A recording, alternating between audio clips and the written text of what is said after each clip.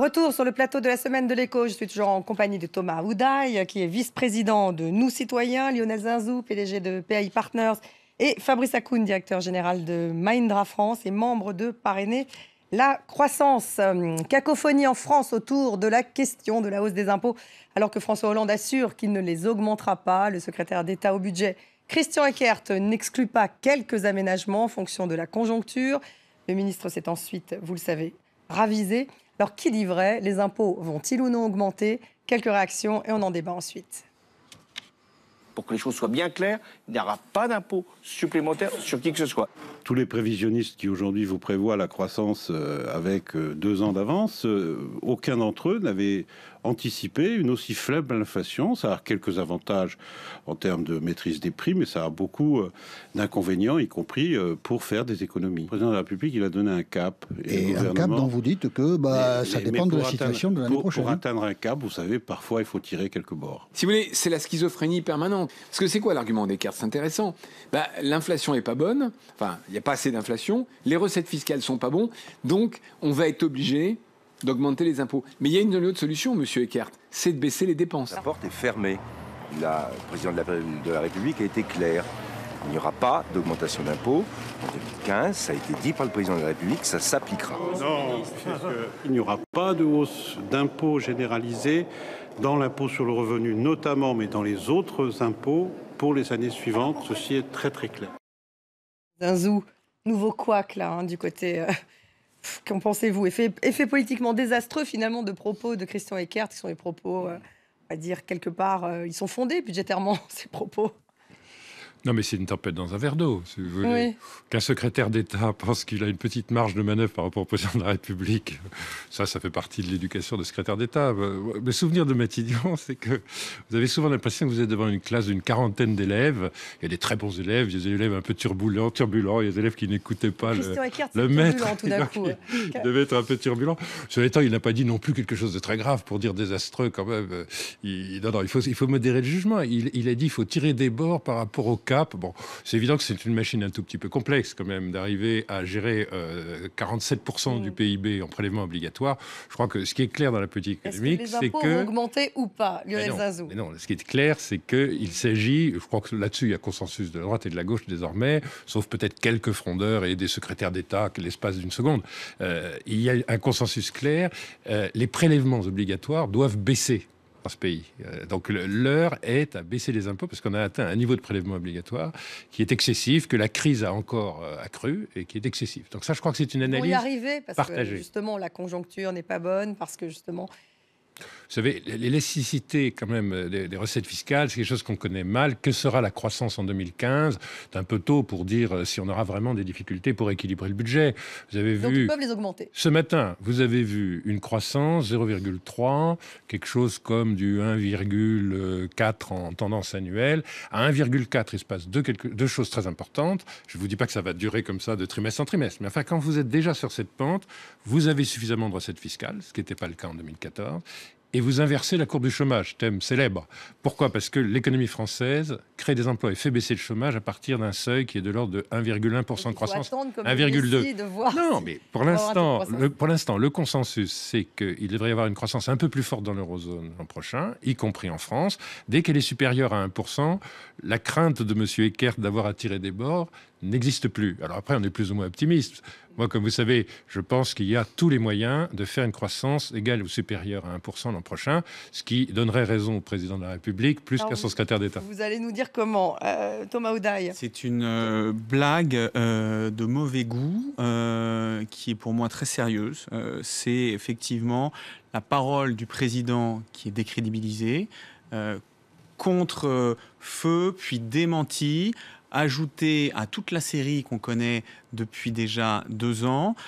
Et le symbole est fort. Le stop aux impôts qui a provoqué différentes manifestations dans le pays depuis 2 ans, c'est terrible, je pense, comme message pour les Français. Ça continue à creuser la Donc tombe. ça va augmenter ou pas, d'après vous? De ce gouvernement. Je pense qu'il y aura Les des impôts. augmentations à la marge sur un certain nombre de taxes qu'ils seront obligés de faire parce qu'ils sont en train de chercher à droite et à gauche comment coller des rustines sur la jambe de bois, alors qu'on sait qu'il faut baisser radicalement, comme ça a été dit, la dépense publique pour baisser, mais significativement, le taux de prélèvement obligatoire. On est à 46%, la moyenne européenne, c'est 40%. On ne peut juste pas continuer à fonctionner avec le même modèle. Donc là, c'est encore un signe qu'on est dans le même modèle politicien et on ne traite pas les vrais sujets. Mais c'est plus les dépenses. Fabrice Hakoun, votre Oui, réaction? je rejoins un peu. Alors, je suis un tout petit peu moins sévère, effectivement, vis-à-vis du président de la République, qui, je pense, fait ce qu'il peut. Mais quand on entend dire il n'y aura plus d'impôts de cette manière-là, on a l'impression de voir, alors excusez-moi pour la comparaison, mais de voir un peu un drogué qui vous dit qu'il ne touchera plus jamais à la drogue. La France est droguée à la dépense publique. Parce que c'est un moyen facile de redistribuer du pouvoir d'achat aux gens, donc de faire une politique démagogique court-termiste. Et donc, du coup, on est dans un modèle où, en fait, on confond les causes et les conséquences. La croissance, on ne doit pas l'attendre comme le Messie. La croissance, on doit la provoquer par une politique volontariste et en changeant un certain nombre de paradigmes. Donc, il faut arrêter de confondre, et je pense que beaucoup de nos gouvernants confondent malheureusement causes et conséquences. La croissance, ce n'est pas quelque chose qu'on attend comme le Messie et puis qui va nous générer derrière des impôts, enfin des revenus fiscaux et puis des emplois. C'est quelque chose qu'on va provoquer par une politique. C'est la conséquence d'une politique et ce n'est pas le préalable. Donc 50 milliards de baisse de dépenses publiques d'ici 2017, c'est le projet du gouvernement? C'est absolument indispensable, mais après, il faut le faire intelligemment. Aujourd'hui, c'est mal fait. C'est-à-dire qu'à chaque fois qu'on a fait des tentatives, y compris dans le gouvernement précédent, de baisse des impôts, on l'a fait de façon mathématique, en coupant, en rabotant, le fameux coup de rabot, qui est dramatique, le coup de rabot, parce que vous allez raboter des dépenses militaires, par exemple, qui sont génératrices de R&D et de croissance et d'emploi, et puis vous allez raboter des dépenses sociales qui sont parfois un peu moins productives. Donc il faut faire preuve d'un peu plus de discernement, en l'occurrence. Si je peux me permettre, on n'a pas 50 milliards d'économies de dépenses publiques, puisque c'est sur une hausse tendancielle prévue. 21 milliards cette année. Non, 16 milliards d'augmentation, en fait. Non, d'augmentation. C'est 21 milliards sur une hausse prévue naturelle parce que le pays fonctionne comme ça, l'inflation, et il y a une certaine hausse tendancielle des dépenses publiques. On dit qu'on fait 21 milliards par rapport à ce niveau-là. Par rapport au niveau brut aujourd'hui des dépenses, l'an prochain, on augmentera encore de 13 ou 16 milliards. Donc on n'est pas du tout... On est sur une tendance. Voilà, on est dans de la politique politicienne d'annonce parce que le politique aujourd'hui en France ne sait pas faire des réformes. C'est de ça que souffre notre pays aujourd'hui. Zazou, c'est pas faire de réformes, est-ce qu'il faut baisser la dépense publique ou faut-il la baisser? Les réformes, ça n'a pas d'impact sur la conjoncture. Vous êtes sévère quand vous dites que la politique du rabot est une politique sans discernement, une politique absurde. Vous l'avez probablement noté, les États-Unis ont fait un effort d'ajustement du déficit absolument extraordinaire, sans que ça leur coûte en croissance, sérieusement, sur 2 ans, par coupe automatique. On peut même se demander si ce n'est pas la meilleure formule.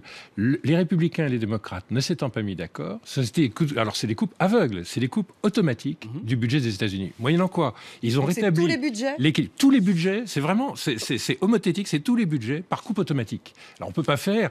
Il faudrait faire ça moins en France, alors, de discernement. automatique. Non, mais ça veut dire que quand vous devez réagir à court terme, ce n'est pas en disant je vais réformer l'hôpital public, je vais faire des partenariats publics-privés, je vais confier des missions régaliennes au privé, que vous avez un impact conjoncturel. La conjoncture, vous devez agir tout de suite. Lionel, si vous baissez les charges sur les entreprises et que vous donnez un certain nombre de messages à ceux qui créent des emplois, vous avez un effet mécanique de développement d'emploi. Si vous admettez un instant qu'il y a une politique économique en France aujourd'hui, il y a des gens qui ne suis pas sûr qu'il n'y en a pas, qu'elle n'est pas cohérente. Ouais. Moi, je crois qu'il y en a une. Elle est entièrement centrée sur je donne aux entreprises un élément de compétitivité essentiel, je baisse leur coût du travail, c'était le CICE, je l'amplifie par le pacte de responsabilité. Ça a commencé à produire des résultats cette année, un peu tard par rapport à l'annonce de novembre 2012. De manière insuffisante. Ça en produit en 2014 et ça s'amplifie en 15, en 16, en 17. Ça, c'est fondamental. Ça vaut exactement la même chose qu'une baisse d'impôts.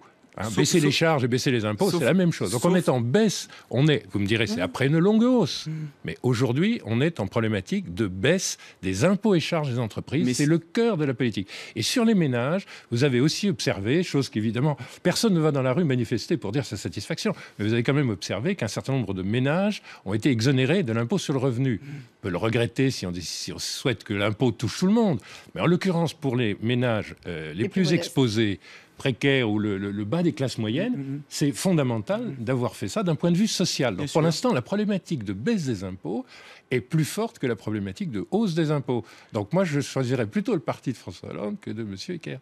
Vous savez que la croissance ne se décrète pas et qu'il y a tout un tas d'indicateurs, de signaux, et qu'aujourd'hui, le fait que ce gouvernement, et on vient d'en voir un exemple, fasse des allers-retours en arrière, ne donne aucun signal positif. Vous avez un secrétaire d'État et même sur la fiscalité. Il y a une expression malheureuse. Il y a 10 autres. Le gouvernement, il n'est pas incarné uniquement parce qu'il y a 10 autres expressions qu'on pourrait ressortir, elle n'est pas l'objet. Mais moi, je pense qu'aujourd'hui, le CICE et le pacte de responsabilité sont nettement insuffisants, même si ça va dans le bon sens. Sur les aides aux entreprises, il faudrait baisser les charges.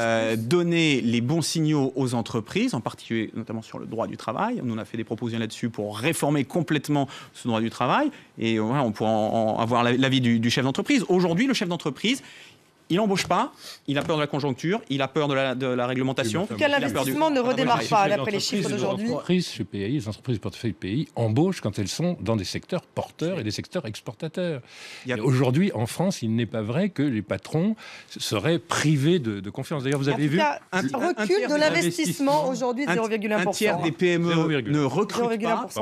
Un tiers des PME en France ne recrutent pas, sont sous-staffés chroniquement pour des raisons de droit du travail, de problématiques de rigidité. Donc on a juste un modèle qu'il faut faire évoluer pour que ça reparte mieux. Je ne dis pas qu'il ne faut pas faire aussi cette politique. Recrute. Alors, je vais Mahindra recrute parce qu'elle est en phase de conquête sur le marché français, en phase d'acquisition. Mais j'allais dire, malheureusement, effectivement, il ne faudrait pas que ce soit une exception. Je voudrais intervenir, et pas seulement sur ma casquette de chef d'entreprise, mais sur ma casquette de conseiller prud'homal, puisque ça fait 12 ans que je fais ça. Oui. Et vous dire qu'effectivement, le droit social et le droit du travail en France, tel qu'il est conçu aujourd'hui, est un vrai frein pour les PME. Aujourd'hui, vous prenez n'importe quel artisan, il vous dira que si jamais il y avait la possibilité de débaucher en cas de baisse d'activité, il embaucherait maintenant de 1 à 4 salariés. Multiplié par le nombre de PME, ça vous donne une idée du nombre d'embauches potentielles immédiates. Et pourtant, il y a un choc de simplification. Et pourtant, il y a la rupture conventionnelle. Et pourtant, il y a l'accord national interprofessionnel. Il faut aussi que les gens s'emparent de ce qui existe dans la loi. Parce qu'à force de dire qu'on ne fait pas de réforme, personne ne se sert, sauf Renault, Peugeot, Bosch, personne ne se sert. Ou la Poste avec le CICE. Personne ne se sert de l'accord national interprofessionnel, qui est un accord de flexibilité majeure. Il faut aussi que les chefs d'entreprise, d'abord qu'on leur dise, qu'on cesse de leur dire qu'il n'y a pas de réforme. Quand elles ont été faites, la rupture conventionnelle. Pourquoi il y a beaucoup moins de conflits sur les plans sociaux? Parce qu'il y a des techniques de gestion des plans sociaux complètement différentes, et parce que vous avez l'accord national interprofessionnel qui vous permet même de vous affranchir des 35 heures, de baisser les rémunérations quand il faut, de sortir des personnels quand c'est absolument nécessaire. Vous le vendez très bien, Lionel Zinsou. Mais il faudrait que les gens s'emparent des réformes quand elles sont faites. Le problème, c'est que ce ne sont que des pis-aller pour un système qui, à la base, effectivement, est un système défaillant. Mais c'est vrai que les sociétés indiennes voient la France tout de même comme un terrain de conquête. Merci à tous les trois. Merci à vous de nous avoir suivis. On se retrouve la semaine prochaine pour une nouvelle semaine de l'Écho. Restez avec nous.